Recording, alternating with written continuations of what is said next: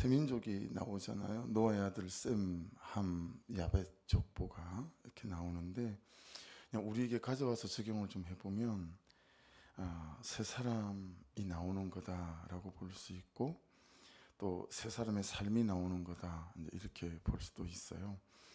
그러니까 오늘 말씀을 묵상을 하시면서 선뜻 그렇게 쓱 접근해서 적용하기가 조금은 공간적인 갭이 좀 있긴 하겠지만 나는 어떤 사람이고 나는 어떤 삶을 살고 있나 이걸 좀 적용해 보시면 말씀 안에서 또 우리 각자에게 주는 하나님의 음성이 있게 될 거라고 봅니다.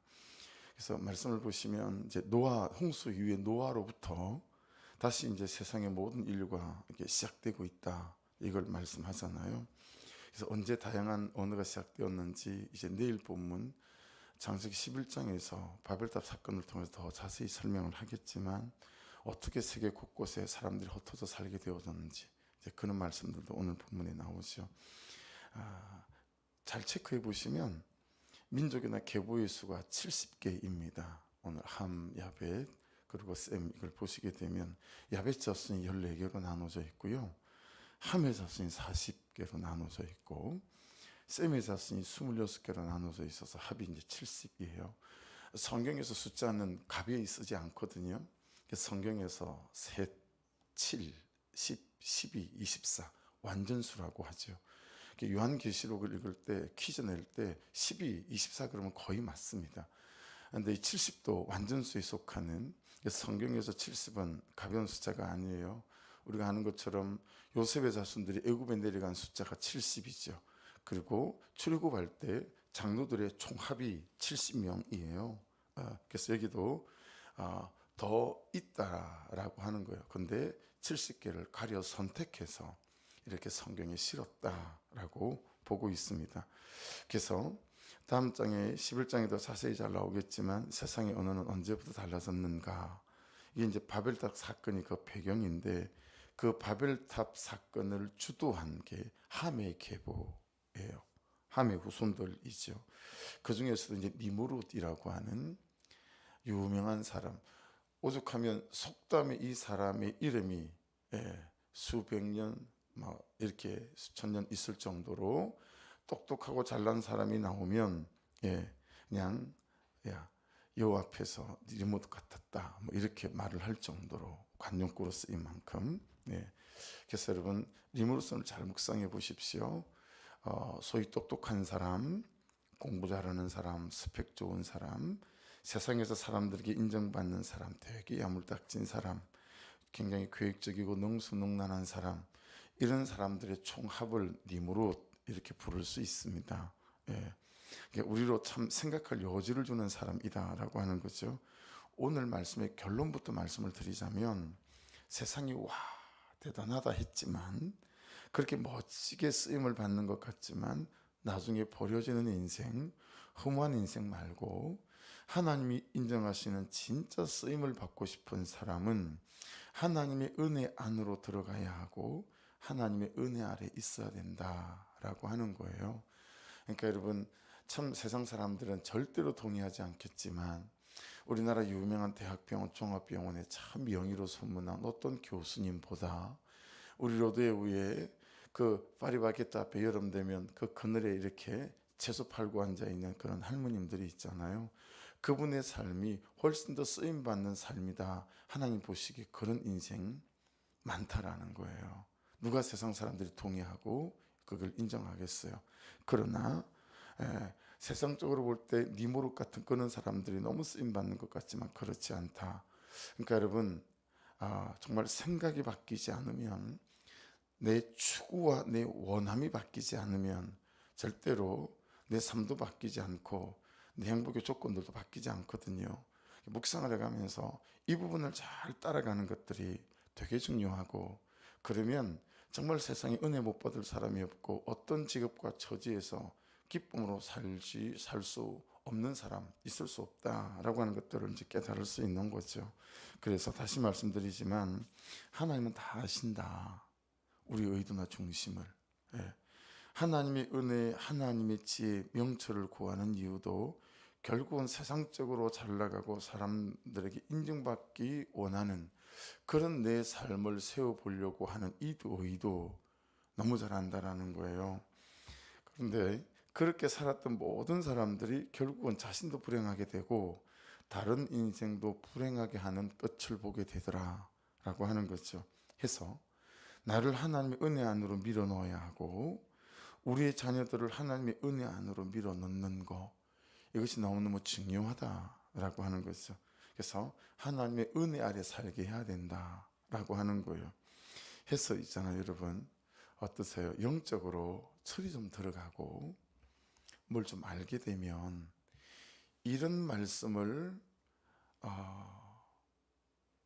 머리맡에 걸어놓거나 마음의 중심에 걸어놓는 것보다 이런 말씀을 오히려 마음의 중심에 걸어놓기가 쉬운 것 같아요. 예를 들면 내가 너로 큰 민족을 이루고 창세기 12장에 나오는 말씀이죠. 내게 복을 주어서 내 이름을 창대하게 하리니 너는 복의 근원이 될지라. 여러분 송구영신 예배 때 이런 말씀 참 다른 사람은 잘 받아도요, 내가 이런 말씀을 받기가 거의 어렵죠. 이 말씀을 한 번도 받아본 적이 없는 것 같아요. 이런 말씀 받으면 되게 좋잖아요. 이런 말씀을 머리맡에 마음의 중심에 걸어놓고 사는 것보다 여러분 훨씬 제가 이 다음에 말씀드리는 이 말씀을 걸어놓고 사는 것이 내 인생이 복되기가 훨씬 쉽습니다. 이런 말씀이요. 요한계시록 20장 12절로 15절. 또 내가 보니 죽은 자들이 큰 자나 작은 자나 그 보좌 앞에 서 있는데 책들이 펴 있고 또 다른 책이 펴졌으니 곧 생명책이라. 죽은 자들이 자기 행위를 따라 책들에 기록된 대로 심판을 받으니 바다가 그 가운데서 죽은 자들을 내주고 또 사망과 음부도 그 가운데서 죽은 자들을 내주며 각 사람이 자기 행위대로 심판을 받고 사망과 음부도 불못에 던져진 이것은 둘째 사망 곧 불못이라. 누구든지 생명책에 기록되지 못한 자는 불못에 던져지더라. 그럼 이런 말씀을 머리맡에 마음의 중심에 걸어두고 사는 사람의 인생이 훨씬 복된 인생이 되게 한다라는 사실을 이제 깨닫게 되어지죠. 매일 내 영혼의 끝에 있을 심판을 보고 오늘이라는 내 하루를 시작하면 절대로 망할 인생이 없습니다. 그러니까 이런 것들이 영적으로 철이 들어가고 또 눈에 비늘이 벗겨져 가고 마음에 비늘이 벗겨져 가면서 나의 추구함과 나의 원함을 이렇게 바꾸는 이런 은혜들이 일어나는 거죠. 그래서 한번 적용해 보시면 나는 어떤가? 나는 네 무릎 같지 않은가? 여전히 나의 원함은 하나님을 통해서 네 무릇이 되고 싶은 거예요. 세상적으로 참 잘 나가는 사람, 사람들이 와 할 만한 사람, 그죠? 간증을 해도 그 와중에도 제가 은혜를 지켰습니다. 이런 간증은 안 하고 싶고, 그래서 내게 이런 기적들이 있었습니다. 이런 간증만 하고 싶고, 그래서 내가 이렇게 세상에 쓰임받는 사람이 됐습니다. 이런 간증만 우리가 하고 싶은 건 아니겠어요? 그러니까 나는 니무롯처럼 나의 바불탑을 쌓는 사람 아닌가? 아니면 나를 정말 하나님의 은혜 안으로 밀어넣는 사람인가? 이런 것들을 잘 유념해서 우리가 잘 봐야 되겠죠. 1절은 그렇게 이제 그런 배경을 깔고 보시면 노아의 아들들의 계보가 간단하게 나와요. 셈, 함, 야벳 족보는 이러한데 홍수에 그들이 아들들을 낳았다, 그렇게 말씀합니다. 여러분 성경은 말씀의 계보를 굉장히 중요하게 다룹니다. 말씀은 이 민족들의 계보를 중요하게 다루는데 왜냐하면 뿌리가 거기에 있기 때문입니다. 우리는 누구고 나는 누구인가? 나는 어떻게 하나님의 은혜의 백성이 되어졌는가? 이런 대답이 다 계보 안에 들어있거든요. 그래서 성경은 오늘 계보에 나오는 이 사람들 중에 하나님의 선택을 받은 사람들은 왜 하나님의 선택을 받았는지 잘 설명하고 이렇게 해서 선택을 받았다 이런 얘기들이 없어요.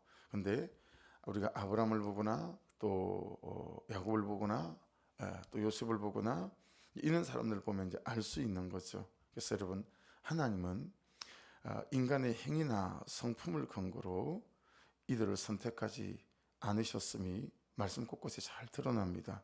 그냥 하나님의 은혜가 그들을 선택했다라고 하는 것들을 알 수 있어요.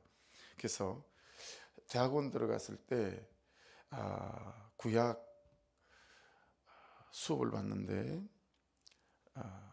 서울신학교 총장님도 지내셨고 우리 교회 개척했을 때 오셔서 부흥회도 그분이 하셨죠. 예. 정말 그때 사람 몇 사람 앉아있지 않고 그래서 야 너는 참 용기 백배하다 어떻게 나를 불렀냐 뭐 이렇게 말씀하시고 하셨는데 그분 가르침 중에 굉장히 은혜 받았던 게 여러분 하나님 우리를 왜 선택했을까요? 라는 질문이었어요. 사랑했기 때문입니다. 그럼 우리를 왜 사랑할까요? 선택했기 때문입니다. 하나님 우리를 왜 선택했을까요? 우리를 사랑하시기 때문입니다. 우리를 왜 사랑하실까요? 선택했기 때문에. 이걸 한 10분을 해요. 계속 반복해서. 처음에는 왜 저러나 싶었는데 여러분 한 10분쯤 되니까요 마음이 흔들리더라고요. 울컥하는 거예요. 내 눈물이 핑 도는 거 있죠. 나를 선택하셔서 나를 사랑하시는구나. 나를 사랑하셔서 이렇게 나를 기다리시고 나를 선택하신 거구나. 이게 굉장히 큰 힘이 되더라는 거죠. 여러분 그래서 항상 여기에 흔들리시면 안 됩니다. 내 삶이 조금 나으면 이러고요. 또 조금 그러면 그냥 이러고 그러지 말아라. 여러분 하나님이 선택하셨기 때문에 사랑하시는 줄로 믿습니다. 또 사랑하시기 때문에 선택한 백성이기 때문에 예수를 알게 하셨고 이 은혜 속에서 저와 여러분을 세워가시는 줄로 믿습니다. 할렐루야. 특별히 노아의 큰아들 셈의 셋째 아들 아르바삭이라는 사람이 오늘 보시면서 이제 이 단톡방을 보시면 계보가 쭉 나오니까 훨씬 말씀 이해하기 쉬우세요. 그래서 이 아르바삭에게서 에벨이라고 하는 아들이 나오는데 그 아들 중에 벨렉과 욕단이라는 아들이 나와요. 근데 이 벨렉의 5대 손이 이스라엘의 믿음의 조상이라고 부르는 아브람이거든요.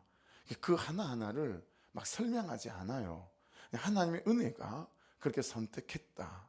즉시 여와 여러분들도 마찬가지다라고 하는 거죠. 그래서 여러분 적용해 보시면 하나님의 은혜가 하신다라는 거예요. 저는 매일 아침 해돋이를 거의 보는 편이에요.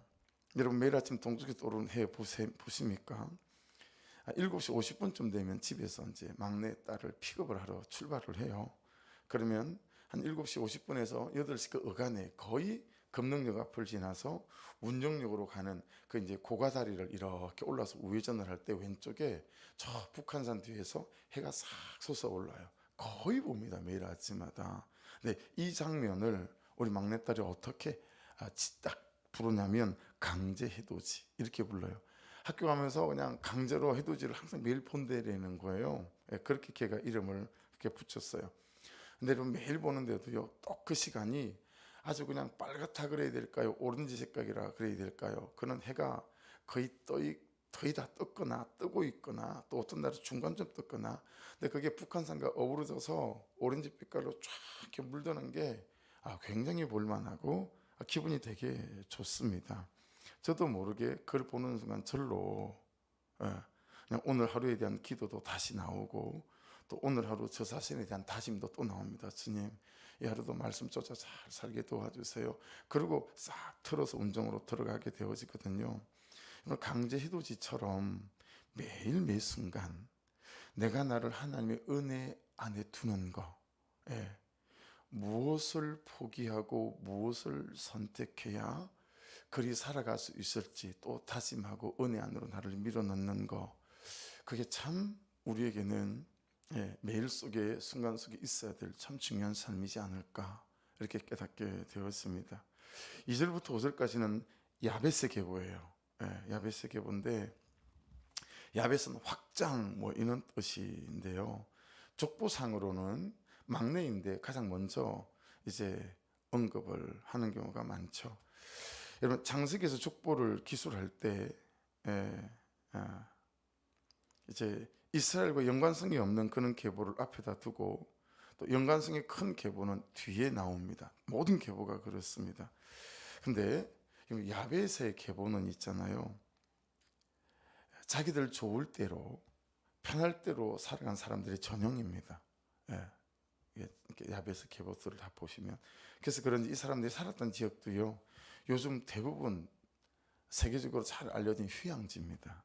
그리스, 지중해 연안 도시들과 섬들, 최고의 관광지로 각광받는 다 이 사람들이 그냥 물 좋고 산 좋고 다 이런 데 살았다라고 하는 거예요. 야벳 이 계보들은. 그래서 이제 어제 교회 단톡방에 올린 야벳의 계보를 보시면 야벳의 둘째가 마곡으로 나오거든요. 마곡으로 나오는데 오늘 보시면 이 마곡이 누구냐면 우리 요한계시록 보셨을 때 천년 왕국이 지난 다음에 사탄이 마지막으로 세상에 잠시 풀렸을 때 이 사탄의 도구가 되는 민족이 마곡입니다. 그러니까 여러분, 돈의 여유, 시간의 여유, 풍족한 삶으로 가고 싶을 때 여행 가고 맛집들 돌아다니고 좋은 옷 입고 좋은 차 타고 유유자적 살아가는 거, 그걸 여전히 오늘을 사는 이 세대에도 그리스도인들 안에도 이 세상에서의 최고의 삶으로 여기지만, 그런데 그들이 종말 시대에 이 사탄의 도구가 되었던 마곡이었다라는 거예요. 되게 의미심장한 부분입니다. 다시 말씀드리지만 생각이 바뀌지 않으면 삶이 바뀌지 않아요. 난 왜 이렇게 성장이 안 되고 성숙이 안 될까? 생각이 바뀌질 않아서 내 추구함과 원함이 바뀌지 않아서 그렇습니다. 여러분, 원함이 바뀌지 않으면 사람도 안 바뀌고 삶도 바뀌지 않아요. 딱 적정선에서 더 깊은 곳에 은혜의 발이 심장이 들어가지질 않아요. 그래서 생각만큼 성장이나 성숙이 일어나지 않는 것 같다, 이런 느낌이 있거든요. 마곡은 원함을, 추구함을 자기 자신의 만족에게 두었던 대표적인 사람이었고, 그래서 사탄이 쓰기에 딱 좋은 사람, 기도를 해도 믿어도 그것을 위해서 믿는 사람이었기 때문에 여러분, 시험에 들게 하기에 딱 좋은 사람. 자기 기도가 안 되면 시험 들잖아요. 원하던 게 안 되면 시험 들잖아요. 그런 거예요. 그래서 여러분, 이걸 제 자녀들이 모르니까 참 어떤 때는 기도할 때 딜레마가 될 때가 있습니다. 걔가 어디를 하고 싶고 되고 싶어서 기도하고 있는데, 또 아들이 어딜 가고 싶어서 재수를 한다는데, 참 기도로 힘을 보태야 되지만, 여러분, 그렇게 딸을 위해서, 아들을 위해서 간절하게 기도하지만 그것들이 이 아들이, 이 딸이 교만의 조건이 될까봐 여지없거든요. 제 살아온 인생에 그러하니 분명히 이게 되면, 들어가면 이 아이의 교만이 조건이 될 텐데, 하나님, 이 기도가 이 아들을 잘못되게 하는 기도가 되지는 않을까요? 하나님, 그 전에 이 아들이 인격적으로 주님을 만나고 이 딸이 인격적으로 주님을 만나고 우리 그 집사님이 인격적으로 주님을 만나야 될 터인데 은혜를 허락하여 주옵소서. 이 기도가 더 간절해지는 거예요. 그래서 여러분, 마곡의 인생으로 쓰임받지 않는 은혜가 저와 여러분과 우리 자식들에게 다 있기를 주의 이름으로 축복합니다. 이게 뭐가 되고요, 뭐가 형통하면 십상이거든요. 여러분, 어떤 삶을 추구하십니까? 다시 말씀드릴게요. 생각이 바뀌지 않고 원함과 추구함이 바뀌지 않으면 진짜 깊은 은혜 가운데 들어가 하나님을 위하여, 영혼을 위하여 사는 삶 거의 어렵습니다. 여러분의 삶에 대한 어떤 원함을 가지고 있는지를 잘 돌아보셔서 여러분의 원함이 세상에 있는 사람들의 원함과 하나도 다르지 않는 원함이라면 여러분, 잘 말씀 안에서 나 자신을 돌아보는 은혜가 있기를 주의 이름으로 축복합니다. 다시 말씀드릴게요. 매일 내 영혼의 끝에 있을 심판을 보고 오늘이라는 내 하루를 시작할 때 가장 값지게 사는 삶이 될 수 있습니다. 할렐루야. 함이 이제 그 다음에 나와요. 6절부터, 그죠? 함은 격정, 욕망 이런 건데 함까지만 나눌게요. 이 사람이 이제 노아의 셋째 아들인데, 앞에 지금 말씀을 잘못 전했어요. 이스라엘 역사에 가장 큰 영향력을 행사했고 가장 이스라엘 많이 괴롭힌 이게 이제 함이에요. 우리나라 치면 일본 같고 중국 같은 거죠. 이 함이 이집트, 애굽이죠. 애굽이 함의 자손이에요. 그 다음에 바벨론 함의 자손이에요. 그 다음에 아수르 함의 자손이에요. 여러분, 북이스라엘 망하게 만든 게 아수르 아닙니까? 남유다, 그죠? 예루살렘 멸망시키고 포로로 700년 잡아간 게 바벨론 아닙니까? 400년간 노예로 살았던 게 애굽 아닙니까? 이 이스라엘을 가장 많이 괴롭힌 게 이 함이에요. 함의 자손들이다라는 거예요. 그래서 단톡방에 올려놓은 계보를 이렇게 딱 보시면 한눈에 싹 들어와요. 함의 넷째 아들이 가나안입니다. 예. 그래서 여러분 우리가 가나안 땅 이러니까 이 가나안이 지명인 줄 아는데 가나안이 지명이 아니고 이게 사람 이름인 거예요. 예. 가나안이 사람 이름입니다. 그래서 함의 넷째 아들이 가나안인데 그 가나안의 계보를 보시면 여부스, 기르가스, 헷, 그다음에 또 히위 족속, 아모리 족속 이 일곱 족속이 나오잖아요. 출애굽에 가나안 땅에 원래 살았던 원주민 일곱 족속 이제 이 사람들과 여호수아와 이스라엘 백성들이 정복 전쟁을 펼친 거 아니겠어요? 그 사람들이 살고 있던 땅에서 쫓아낸 게 아니고요. 그 땅 자체와 그 일곱 민족에 대한 하나님의 심판이었습니다. 왜냐하면 그 땅에 동승애와 수간, 짐승과 성적 관계를 갖는 그 다음에 자기의 아들을 몰렉에게 바치는 인신제사 이런 게 이 가나안 땅에 너무 심했기 때문에 그 땅과 그 민족에 대한 자체적인 심판의 도구로 이제 여호수아 이스라엘 백성을 썼다라고 하는 거죠. 그 이제 가나안의 계보를 이어가다 보면 여러분 8절에 니무롯이 나오죠. 네. 이 구스가 또 니무롯을 낳았으니 그는 세상의 첫 용사라. 니무롯의 뜻 자체도 반역하다 이런 뜻입니다. 이름의 뜻이 반역하다. 이 사람이 이제 이스라엘 가장 많이 괴롭힌 바벨론과 아수르를 창시한 사람이 이 니무롯이에요. 예. 그래서 이 니무롯을 어떻게 표현하죠? 9절에 그가 요 앞에서 용감한 사냥꾼이 되었다 이렇게 표현합니다. 그리고 12절에 보시면 니느웨와 갈라 사이 레센을 건설하여서 이는 큰 성읍이다 이렇게 말하고요. 그래서 세상에서는 하나님을 모르는 그런 자가 믿는 사람보다 먼저 번성할 수 있어요. 그러나 하나님 없은 악인의 형통은 여러분 죄를 더하는 삶일 뿐이다. 그리고 그들이 어떤 관계를 쪼개고 삶을 쪼개는지 이제 바벨론 사건을 통해서도 잘 나오게 될 겁니다. 그래서 여러분 마지막으로 말씀드리면 우리의 회개 목록에 꼭 있어야 하는 그런 회개의 기도 제목 그건 뭐냐면 이런 니무롯 같은 사람과 그의 인생을 너무 부러워하고 산다라는 거 우리 인생의 목록에 꼭 들어가야 될 부분이다라는 거예요. 네, 그렇죠? 그래서 전 많이 그랬던 것 같아요. 많이 그랬던 것 같아요. 성경에 있어도 꼭 그런 사람들의 이름으로 기도하고 그죠? 그래서 자식들을 위해서 한참을 하나님 다윗같이 뭐 그러다가 나중에는 다 기도 제목을 바꾸는 것 같아요.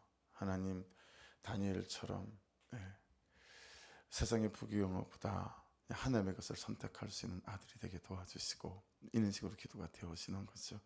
그래서 여러분 오늘도 기도하실 때 세상적으로 잘 나가는 사람, 풍족한 사람, 부러워하고 산 거 그 회개하시고 여전히 아파트 값이 올랐대더라 또 이렇게 유산 상속을 받았대더라 그런 사람들을 부러워한 것들도 또 회개하시고 믿음의 유산을 받은 이것이 가장 큰 복인 줄로 믿고 오늘도 감사함으로 이 하루를 시작할 수 있기를 주의 이름으로 축복합니다. 오늘 묵상하시면서 계보 단톡방에 보내는 거 이렇게 보시면 한눈에 쏙쏙 좀 들어오시지 않을까 싶습니다.